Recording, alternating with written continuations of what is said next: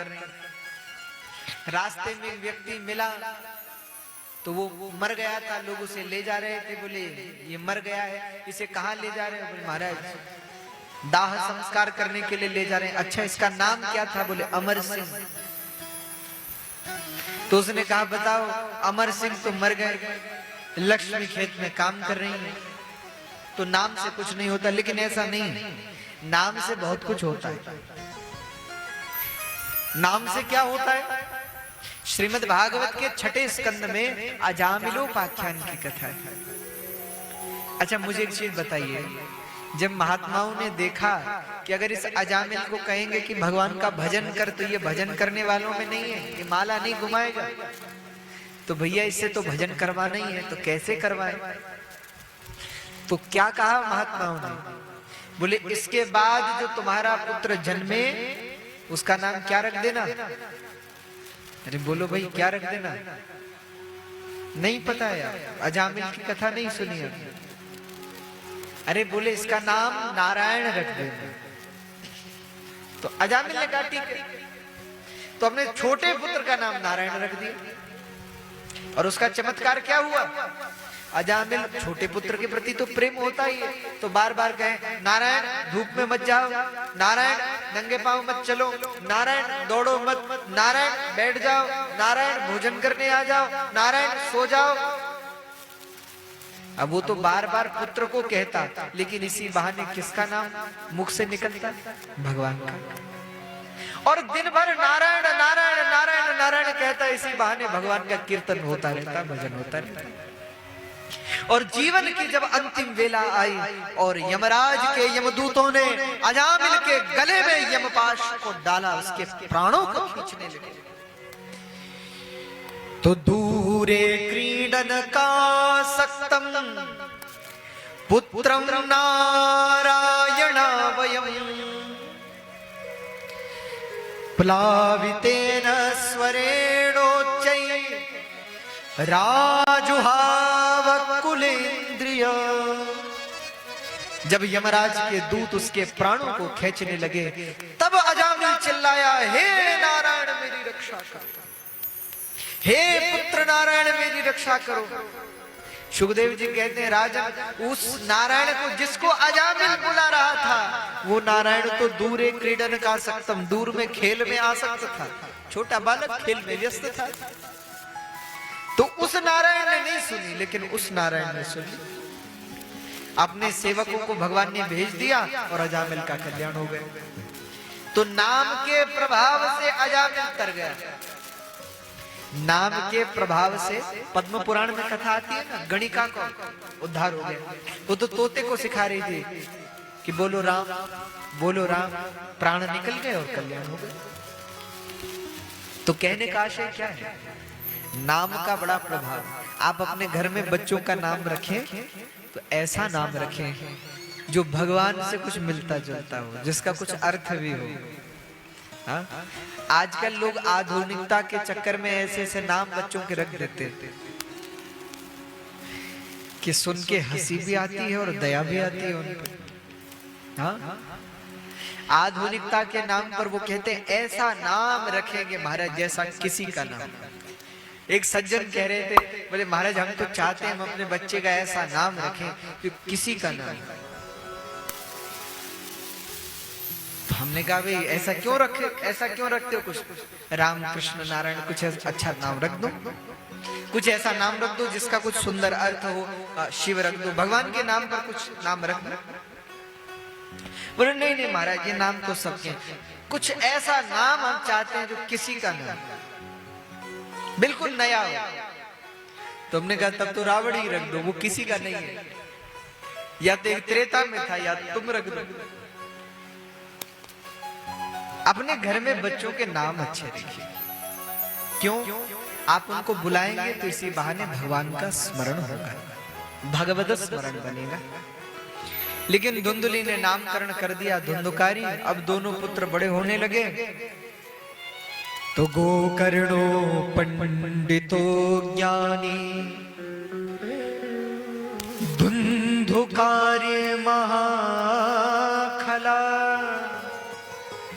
गोकर्णो पंडितो ज्ञानी। गोकर्ण जी तो विद्वान हुए, पंडित हुए, ज्ञानी हुए, और धुंधुकारी महादुष्ट हुआ, महापापी हुआ, दुराचारी।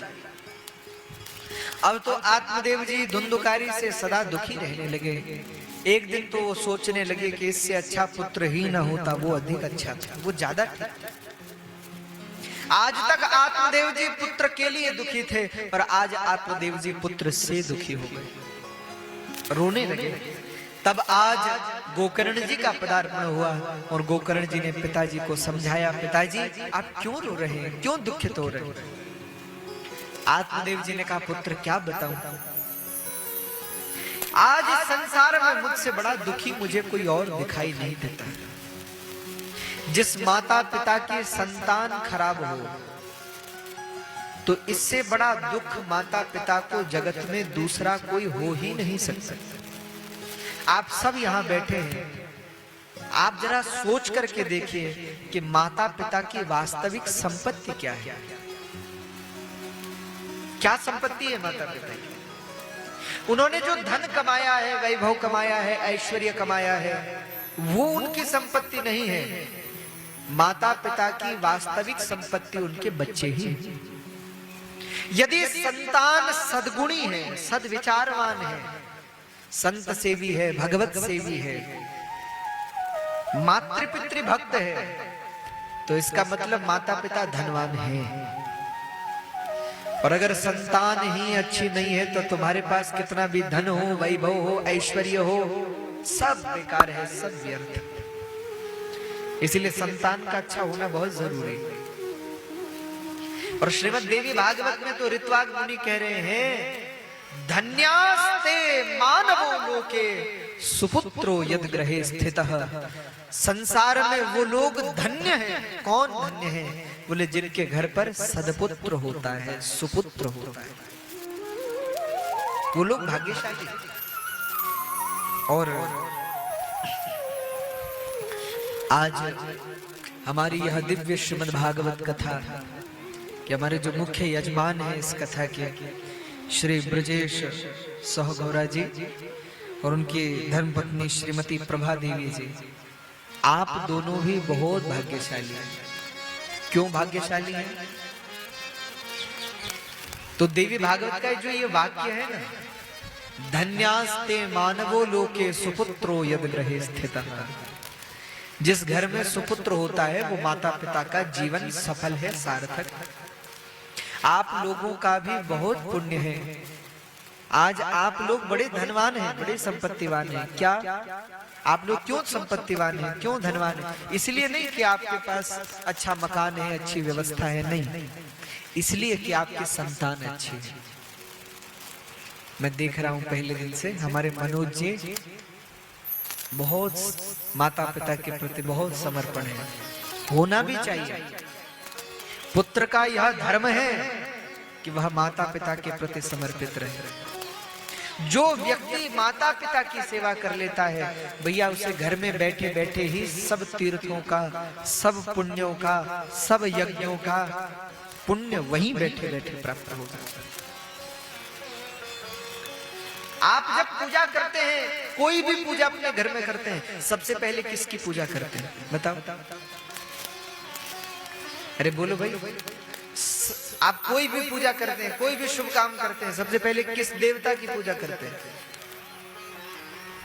अरे बोलो, जोर से बोलो। गणेश जी की पूजा करते हैं। क्यों?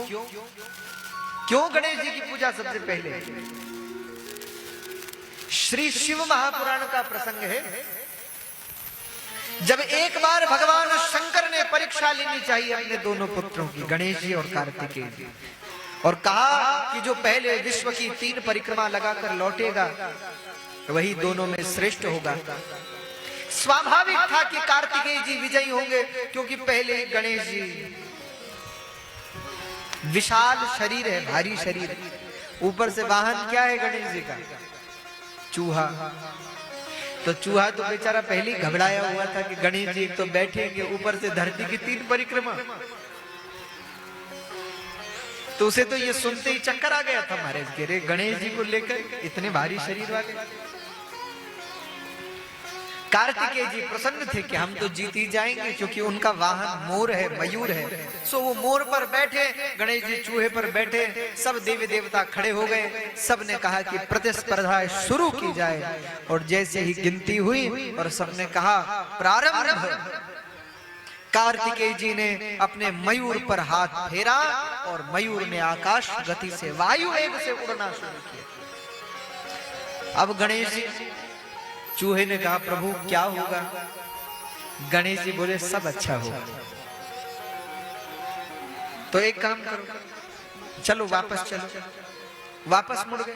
सबने कहा गणेश जी रेखा से आगे जाना है, पीछे नहीं आना है। गणेश जी बोले हम अभी करके। कार्तिकेय जी तो विश्व की परिक्रमा लगाने चले गए और श्री गणेश जी ने अपने माता पिता की ही 3 प्रदक्षिणाएं, 3 प्रदक्षिणा करने के बाद माता पिता को प्रणाम किया। और प्रणाम करने के बाद नारद जी ने कहा कि महाराज अब प्रणाम करते रहिएगा, कार्तिकेय जी तो एक परिक्रमा लगा भी चुके होंगे, आप जाओ जल्दी शुरू करो परिक्रमा। तो गणेश जी ने मुस्कुरा कर कहा महाराज मेरी परिक्रमा तो पूरी हो गई। कहते हैं जैसे ही सबने ये सुना सब आश्चर्य में पड़ गए। शंकर जी मुस्कुराए। भगवान शंकर ने मुस्कुरा कर कहा हे पुत्र, देवताओं को बड़ा आश्चर्य हो रहा है, तुम बताओ अभी तो तुमने परिक्रमा शुरू भी नहीं की, तो तुम विजयी कैसे हुए? गणेश जी ने मुस्कुरा कर कहा प्रभु आप दोनों मेरे माता पिता हैं और आप ही मेरे लिए भगवान हैं और भगवान में ही सारा संसार है। तो यदि मैंने आपकी प्रदक्षिणा कर ली, आपकी परिक्रमा कर ली, तो पूरे विश्व की परिक्रमा हो गई। अब आप ही बताइए क्या मेरी परिक्रमा नहीं हुई है? कहते हैं जो भगवान शिव ने सुना प्रसन्न हुए, अपने गले की माला उतारकर गणेश जी के गले में डाल दी। गणेश जी की विजय हो गई। और उस दिन भगवान शंकर ने आशीर्वाद दिया, बोले हे पुत्र आज से जगत में तुम सबसे प्रथम पूज्य होगे, पहले पूजे जाओगे। क्यों? ये कथा लोगों को यह शिक्षा देगी कि जो कोई अपने माता पिता की सेवा कर लेगा वह जगत में सब देवताओं से भी पूजित होगा, देवताओं से भी वंदित होगा। देवता भी उसे प्रणाम करेंगे जो अपने माता पिता को प्रसन्न कर लेगा, उनकी सेवा कर लेगा। तो बड़ा सौभाग्य भी है आपके परिवार का कि आप लोगों को अपने माता पिता की सेवा करने का भी सौभाग्य मिल रहा है। और देखो मृत्यु के उपरांत तो बहुतों के लिए कथा हो जाती है,